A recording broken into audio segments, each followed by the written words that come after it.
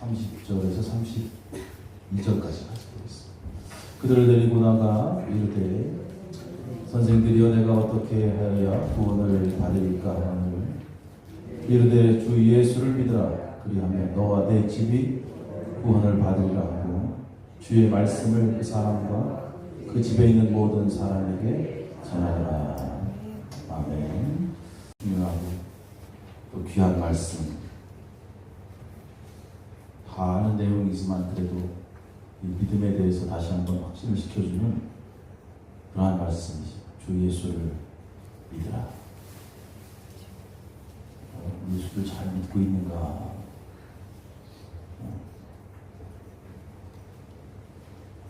어느 목사님이 목회를 잘 하시고 큰 교회 목사님 후배들을 초청해서 식사를 대접하고 이야기를 나누는 중에 한 젊은 목사가 목사님에게 여쭤봤어요. 어떻게 목사님 어떻게 이렇게 교회를 잘 땅에서 세우고 이렇게 훌륭하게 목회를 하시는지 우리에게 덕담 한마디 해달라고 그랬더니 그 목사님이 뭐라고 하신지 아세요? 예수 잘 믿으세요. 목사들 앉혀놓고 예수 잘 믿으세요. 아니 뭐 안 믿고 있나? 내가 예수 안 믿고 있나? 예수 잘 믿으세요. 진짜 잘 믿고 있나? 우리 자신들 한번 점검해야 돼요. 예수 잘 믿으면 예수 안에서 안 되는 게 없잖아요. 할렐루야. 네. 예수 잘 믿어라. 잘 믿어야 되죠. 주 예수를 믿으라. 그리하면 너와 내 집이 구원을 얻으리라. 예수 잘 믿어야 돼. 그래야 가정이 구원받아. 내가 예수 잘 믿어야 돼. 사도행전은 우리가 성령행전 이렇게 얘기합니다. 성령의 시대다. 예수님 승천하신 후에 성령께서 강림하시고 이제 제자들은 성령 충만해서 나가서 복음을 전합니다. 오직 성령이 너에게 임하시면 너희가 권능을 받고 예루살렘과 온 유다와 사마리아 땅끝까지 이르러 내 증인이 될 것이다. 성령이 임하는 거예요. 너희는 예루살렘을 떠나지 말고 기다려라. 예수님께서 보내실 보혜사 성령을 기다리는 거예요. 성령 받지 않고는 나가서 전할 수 없어요. 지금 이 시대에 우리 성도들에게 성령의 역사가 임하지 않으면 능력이 없는 거예요. 힘이 없는 거예요. 그래서 예수 잘 믿는 게 뭘까? 바로 성령의 충만함이에요. 성령 충만. 성령이 시대에 성령께서 말씀하시는 귀한 음성들을 듣고 우리는 살아가는 거예요. 하나님의 말씀을 묵상하며 그 말씀 속에 역사하시는 성령, 그 성령께서 하나님의 말씀을 통해서 나에게 어떻게 전달하시는가. 그래서 이 시대를 바라보며 우리가 내 방법대로 계획대로 사는 것이 아니라 성령께서 이끄시는 대로 살아가는 거예요. 그것이 하나님 뜻대로 사는 삶이고 하나님 기뻐하시는 삶입니다. 우리는 세상 살면서 길이 꽉 막힐 때가 있어요.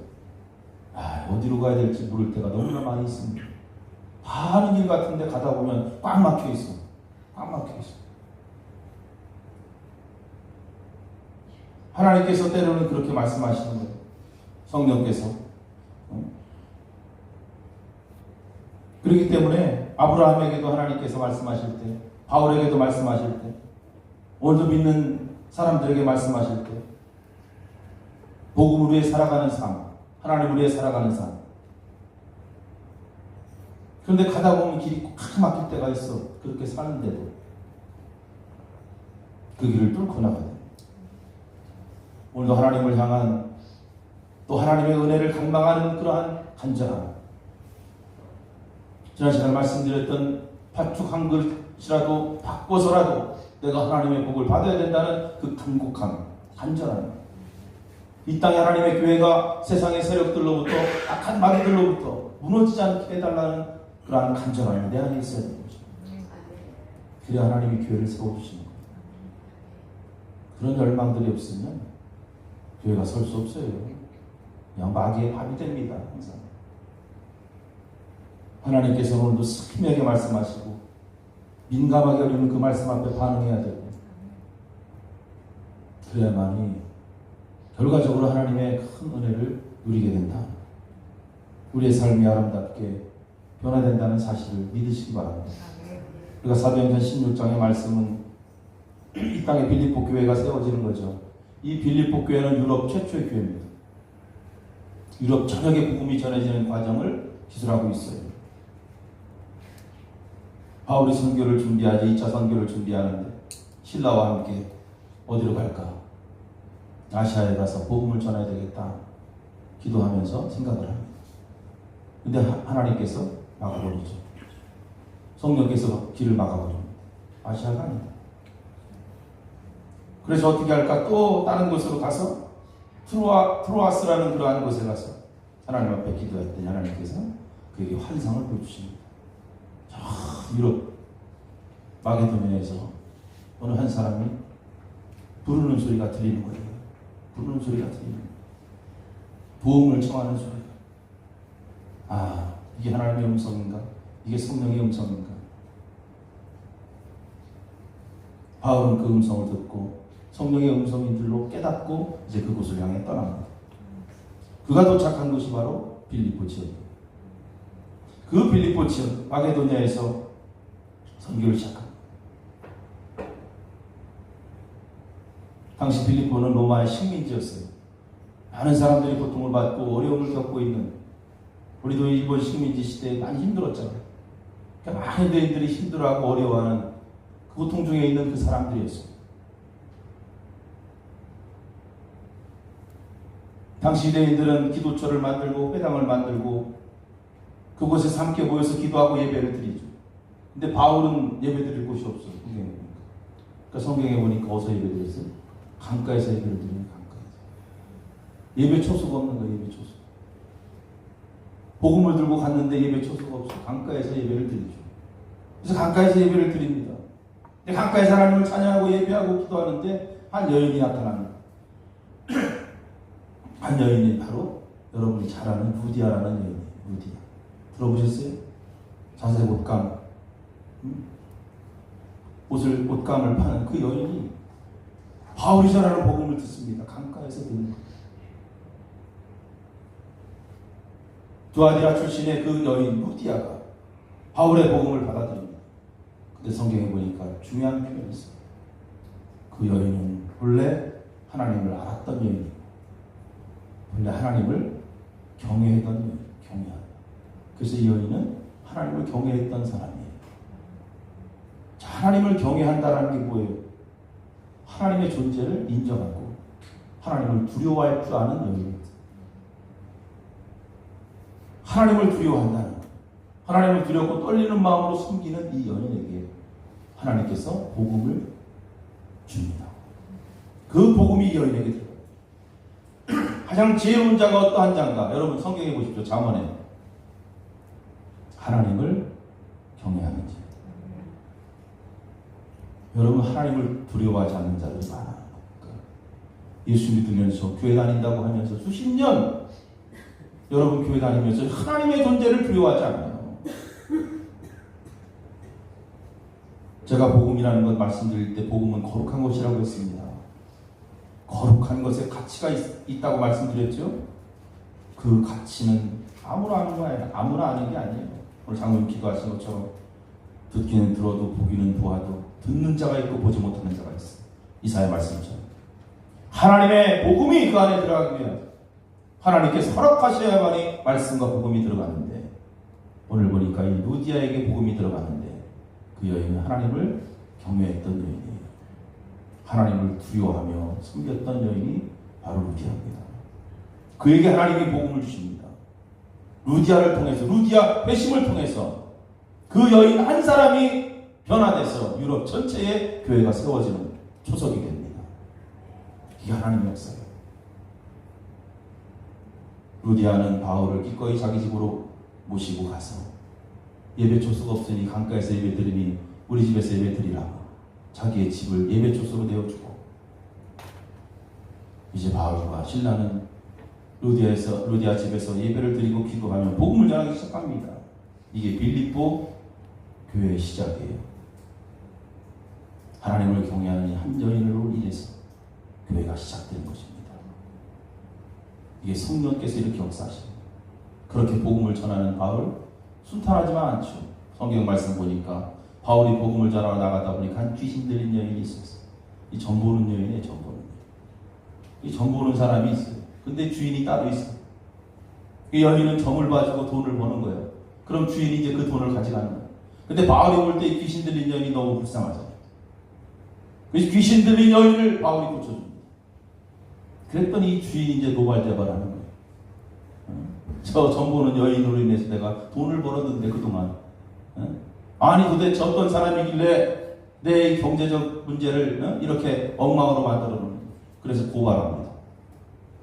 고발하죠. 그래서 바울은 복음을 전하다가 고소를 당하고 감옥에 갇힙니다. 가서 매도 맞고 쇠사슬로 묶이고, 저 감옥 안쪽 끝에 형틀에 발을 묶이고, 성경에 보니까 복음을 전하다가 고통을 당하기 시작합니다. 귀신 들린 여인을 고쳐줬는데 그게 뭐 잘못된 거예요? 아니잖아요. 복음의 길이 이런 거예요. 바울과 신라는 복음을 전하며 감옥에 갇힙니다. 매도 맞고 쇠사슬로 손발이 묶이고 저 감옥 끝에 형틀에 발이 묶여버리는 거예요. 하지만 바울과 신라가 어떤 사람이에요? 그까지 그 복음 전하다 감옥에 갇혔다고 실망할 사람들입니까? 네? 바울? 그런 바울이 아니잖아요. 목숨 내놓고 사나 죽으나 주를 위해서 살겠다고 결심한 사람인데 뭐 두려워하겠어요? 감옥에 갇힌 게. 도리어 감옥에서 바울이 기뻐하죠. 빌립보서 말씀을 쓰면서 주 안에서 기뻐하라. 내가 다시 말하노니 기뻐하라. 할렐루야. 기쁜 거예요. 복음을 전하다 감옥에 갇혔는데 고생스러운 거예요. 이 복음이라는 길이 그런 거잖아요. 그래도 주님께 찬송하며 나가는 거잖아요. 내 고생하는 것 옛야곱이 돌베개 베고자 갔습니다. 꿈에도 소리 보여요. 늘 찬송하면서 주님께 더 가까이 가는 거예요. 고생스럽다고 힘들다고 주님을 멀리하는 것이 아니라, 그래서 우리가 주님을 위해서 고생하고 주님을 위해서 복음을 위해서 나가는 길은 고생이 아니에요. 그건 사실 그건 고생이 아니에요. 여러분. 원망이 될 수 없어, 불평이 될 수 없는 거예요. 우리가 예수 그리스도의 십자가의 고난을 생각한다면 내가 지금 당하고 있는 고난은 아무것도 아니에요. 십자가에 매달린 주님을 바라보는. 그럼 우리가 주님을 자꾸 잊어버리는 거예요. 그 주님을 자꾸 잊어버리는 거예요. 바울과 신라는 그 속에서 찬송하기 시작합니다. 기도하고 찬양하고 그 감옥 구석에서 발이 묶여 손이 쇠사슬로 묶인 상태에서 하나님을 찬양할 때, 여러분, 하나님께서 이런 사람들, 미믿음의 사람들 그냥 내버려 둡니까? 아니에요. 살아계신 하나님은 절대로 내버려 두지 않아요. 할렐루야. 갑자기 땅이 진동하고 지진이 일어나고 바울과 신라가 묶였던 그 착고가 다 풀리고 감옥의 문이 열리는데, 바울과 신라의 감옥문만 열린 게 아니라 성경에 보니까 그 안에 모든 감옥문이 다 열렸어요. 그게 예수의 능력이에요. 복음의 능력이에요. 그 쇠사슬 다 풀린 거예요. 감옥 관수들 다 풀린 거예요. 여러분, 예수가 들어가면, 여러분의 가정에 복음이 들어가면 그때부터 삶이 달라집니다. 주 예수를 믿으라. 우리가 이 복음이라는 것, 예수, 때로는 고난이 오고 어려움이 있어요. 그러나 하나님의 능력이 그 안에서 나타나는 것입니다. 그것이 바로 복음이에요. 우리들은 자꾸 예수 믿으면서 여러 가지 어려움들, 고난들, 내가 힘든 거, 내가 헌신해야 될 거, 내가 봉사해야 될 거, 내가 교회에서 또 이것도 해야 되고 저것도 해야 되고, 이러한 것들을 자꾸 생각하니까 우리는 복음에 접근하지 못하는 거예요. 교회를 세우지 못하는 거예요. 근데 그 뒤에 나타나는 하나님의 능력이 있다는 것을 알아야 돼요. 감옥의 문이 탁 열리고 나니까 이제 죄수들이 다 도망가잖아요. 자다 말고 간수가 깜짝 놀라서 깹니다. 감옥 문이 열리고 막 다 도망가니 이제 큰일 났구나. 내가 이거 제대로 지키지 못해서 죽은 목숨이구나. 난 죽은 목숨이야. 차고 있던 칼을 빼가지고 스스로 죽으려고 목에다 칼을 딱 때리는 순간 바울이 이야기합니다. 죽지 마라. 죽지 마라. 죽지 마라. 너 스스로 죽지 마라. 오늘 읽은 이 말씀이 간수는 바울에게 이야기합니다. 내가 어떻게 해야 살 수 있습니까? 내가 어떻게 해야 구원을 받을 수 있습니까? 내가 어떻게 해야 죽지 않습니까? 그랬더니 오늘 바울이 이렇게 얘기하고 주 예수를 믿으라. 주 예수를 믿으라. 그리하면 너와 내 집이 죽지 않는 거예요. 너와 내 집이 구원을 얻으리라. 할렐루야. 주 예수를 믿는 믿음을 갖는 거죠. 간수는 그 이야기를 듣고 가슴을 칩니다. 바울과 실라를 집으로 모시고 바울과 실라가 매 맞아 피 먹고 피멍이 들고 살이 찢어진 그 상처를 다 치유해주고 그리고 모든 가족들이 거기서 세례를 받습니다. 간수는 바울과 실라에게 밥상을 차려주고 모든 가정이 하나님을 믿어 기쁨에 넘치기 시작합니다. 한 사람이 예수를 믿으니 한 사람이 예수를 제대로 믿으니까 가정이 구원받는 거예요. 모든 가족들이 함께 예수 믿고 그렇게 유럽 최초 교회가 이 루디아 한 여인과 이 간수들 집안에서 시작된 것입니다. 여러분 이 땅에 하나님의 교회가 어떻게 세워집니까? 우리 이 군산 나세렛 교회가 지금까지 내년 60년인데 어떻게 세워지고 있는지 여러분 아십니까? 교회는 사람에 의해서 세워지는 곳이 아니에요. 성령께서 교회를 세우시고 교회는 성령이 인도하시는 곳입니다.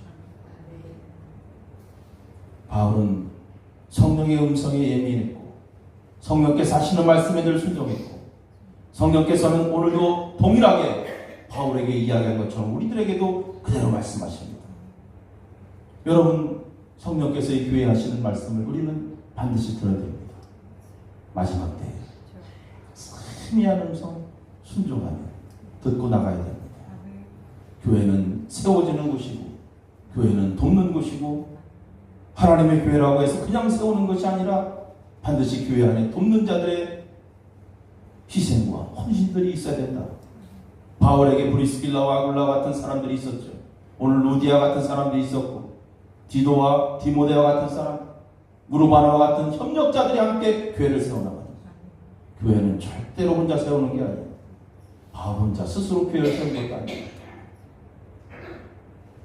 우리가 이동 군산 나세렛 교회를 정말 하나님 원하시고 하나님 기뻐하시는 교회로 세우기를 원한다면 여러분들이 하나님 앞에 엎드려 기도하며 이러한 바울의 협력자들과 같이 하나님의 교회를 세우겠습니다. 이 교회를 이 땅에서 하나님의 역사 가운데 하나님 앞에 쓰임받는 교회가 되기를 우리가 애쓰며 이 교회를 세우겠습니다. 이러한 열정들, 이러한 갈망들이 있어야 돼요. 야곱과 같이. 그래야만 이 교회가 무너지지 않고 서게 될 줄로 믿습니다. 그냥 일주일에 한번 예배드리고 가고 이게 아니에요. 그건 안 됩니다. 여러분 요즘 시대 상실의 시대라고 합니다. 상실의 시대, 잃어버린 시대.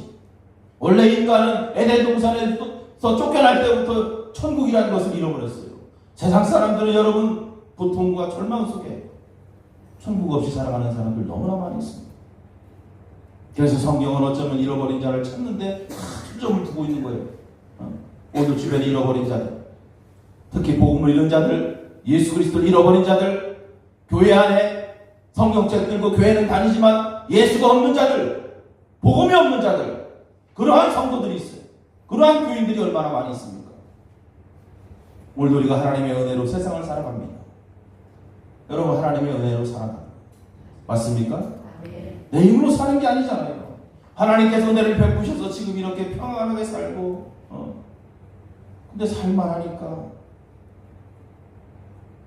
사명을 잃어버리네. 하나님이 살려주니까 은혜를 잃어버리네.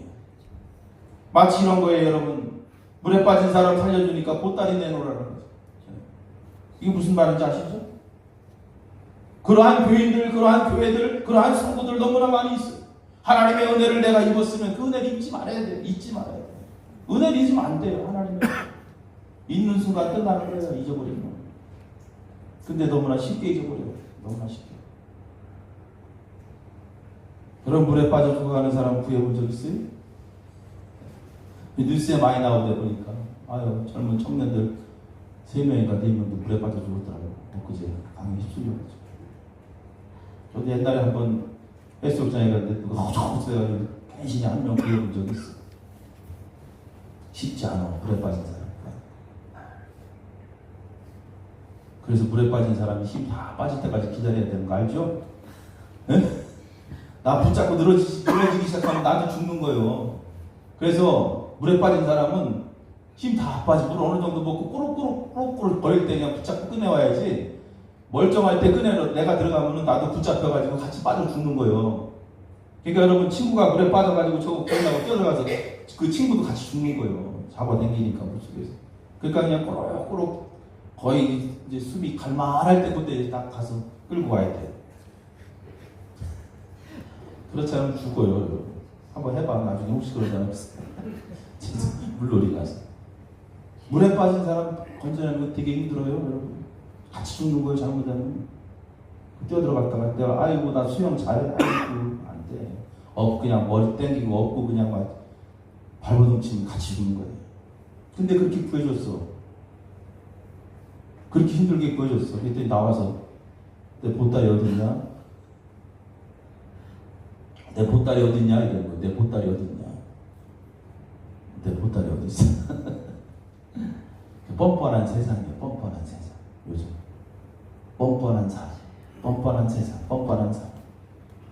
근데 우리 그리스도인들만큼은 그렇게 살지 말잖아요. 할렐루야. 예수 믿는 사람들은 그렇게 살면 안 돼요. 내 보따리 어디 있어가? 보여. 아이고 감사합니다. 아이고 고맙습니다. 이 은혜 내가 어떻게 갚아야 될까요? 소중한 것들을 잃어버려요. 진짜 소중한 게 뭔지 모르는 사람들이 많아요. 여러분 오늘도 하나님의 그 사랑하심이 이 교회에 계속 임하고 있어요. 믿습니까? 그걸 알아야 돼요. 영적으로 기도하면서 성령께서 이 교회를 지키고 보호하신다는 거 여러분들이 알아야 돼요. 영적으로. 그건 목사 한 사람 때문이 아니야. 성도들 때문이 아니야. 성령께서 지금 이 교회를 계속 지키고 있어요. 기도하다 보면. 할렐루야. 사람이 많고 적고 이게 중요하지 않아요. 그 은혜를 깨닫고 성령이 주시는 그 사랑에 감사하며 오늘도 나에게 주어진 귀한 사명 붙잡고 서로의 상처를 감싸고 서로에게 힘이 되고 아멘 해야 돼. 서로 세워주고 사랑하는 모습으로 신앙과 삶이 회복되는 인생이 되어야 되는 거예요. 그래야 하나님께서 이 교회를 지켜주시고 많은 영혼들 이 교회를 보내주셔서 이 교회가 하나님 앞에 쓰임받는 겁니다. 이것을 상실해버리면 그때부터 하나님이 떠나죠. 왜 하나님이 떠납니다. 꼭 기억하셔야 돼요. 상실의 시대 고통과 탄식이 가득하지만 우리는 복음 안에서 주 예수 그리스도의 이름으로 능력을 힘입어요. 그래서 반드시 영적으로 승리해야 될 줄로 믿습니다. 우리가 정말 예수를 잘 믿는다면 그 믿음은 결코 우리의 삶을 실망시키지 않는 겁니다. 바울과 실라가 감옥에서 나온 것처럼 우리 인생도 정말 예수 잘 믿으면 어떠한 상황 속에서도 하나님께서 그 인생 붙잡아 주시고 반드시 승리하게 될 줄로 믿습니다. 그러한 은혜가 교회와 여러분 가정에 충만히 임하기를 주의 이름으로 간절히 축원합니다. 기도하시겠습니다. 살아계신 아버지 하나님 감사를 드립니다. 오늘 주신 귀한 말씀을 저희들이 붙잡고 세상을 이기는 힘이 무엇인지 알기를 소망합니다.